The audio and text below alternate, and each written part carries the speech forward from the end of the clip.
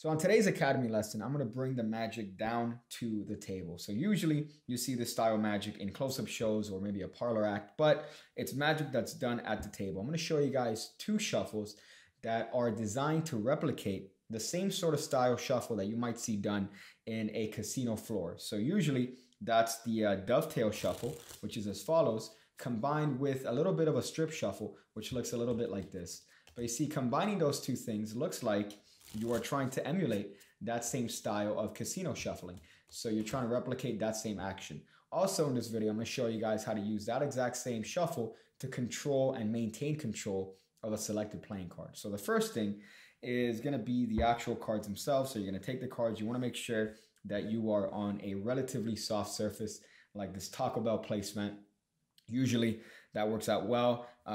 If you're in a pinch, you could just use the actual Taco Bell bags. You could just form them on a table, and that's good enough. That's good enough. But for this, what we're going to do is entirely dependent on how you feel comfortable. So some people like to cut this top packet to the left. Some people like to cut that top packet to the right. Really depends on the shuffle you are trying to emulate. Here, I'm just going to cut it to the left because that's where I feel the most natural. So you're just going to simply lift up about half the deck and cut it to the left. And now you're going to do the dovetail shuffle. And there are two different ways of doing this.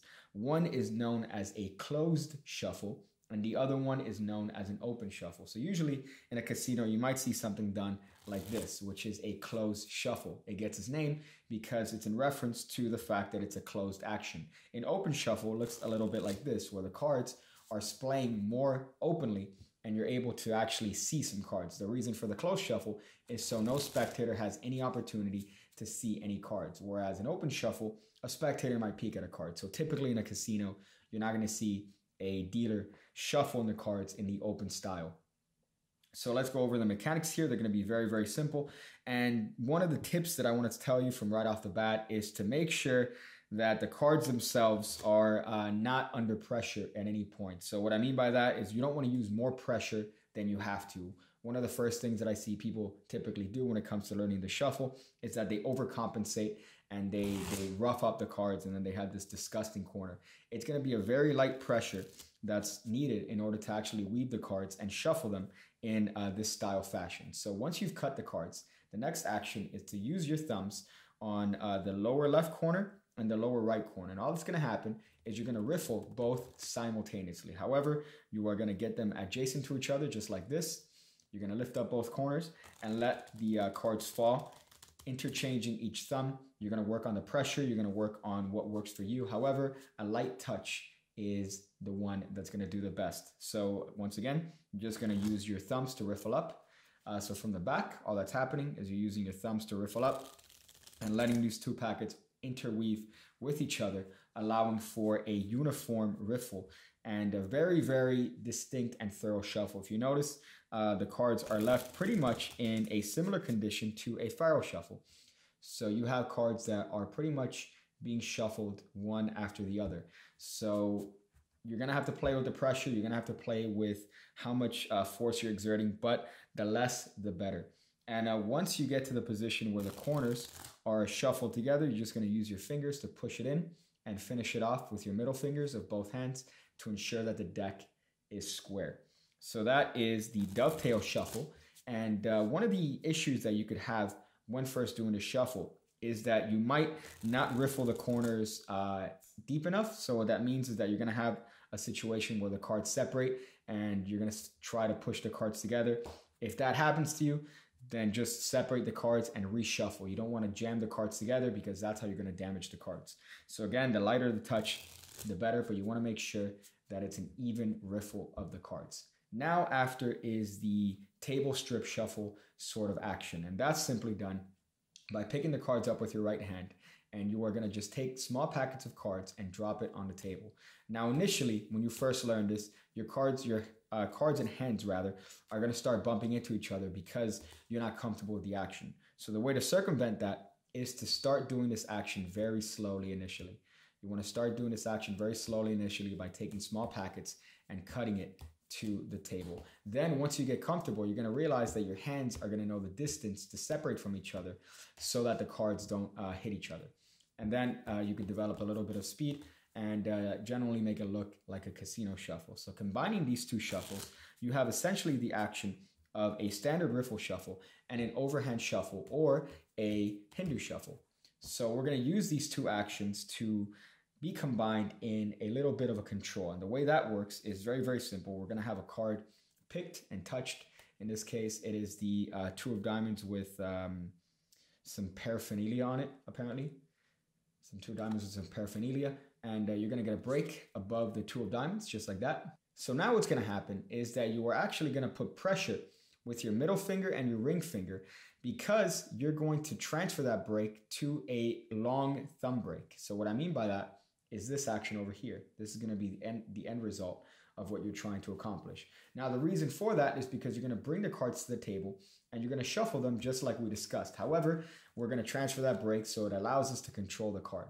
So once again, we're going to get a break right here above the Jack of Hearts. Now, what's going to happen is that as your right hand comes up, these fingers are actually going to press, which is going to lift up at this left side, and it's going to allow your thumb to come in and to transfer the break from the pinky to the thumb.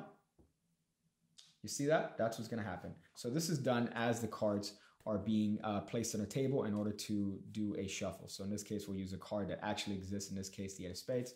So at speed, it should just look like that. And now, when you're in this position where your thumb is separating both halves, it's very, very simple to take the upper half in the left hand and the lower half is in the right hand, where guess what? That card is the topmost card of that packet.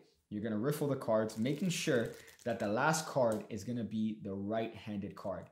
So once you do that, you're going to notice that that card is now controlled to the top of the deck. And it's going to be very, very simple from there to keep it there. If you want, you could even bring this packet that was on top and put it to the left. And now you make sure that the left-handed packet is the one that stays on top. Of course, keeping the ace, the 8 of spades on top.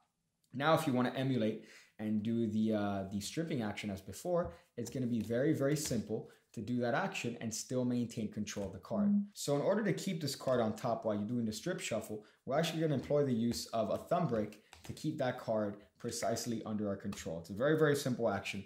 We're just going to be adding one element to it. So for this, we're going to cut a third of the deck to the left, which if you notice, that's going to be the card that the spectator picked. We're going to cut that to the left and put the right-handed half on top. So this is a right, about 2/3 of the deck that we're going to put. However, instead of squaring it up, we're going to keep a break much like before. We're going to keep the same exact thumb break.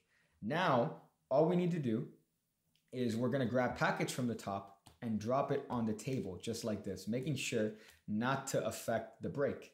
So once we do get to the break and we drop all the cards above the break, we're just simply going to drop this third on top of the deck. And you notice that that action has kept the 8 of spades on top. So at speed, it just looks like you're giving the deck one of these standard casino strip sort of shuffles. However, that card is still on top of the deck. So combining this action with a selected card, it really does look like the deck is being thoroughly mixed, especially if you combine it with two riffle shuffles where both halves are different. So you're first stripping to the right and then stripping to the left, and then added this sort of shuffle.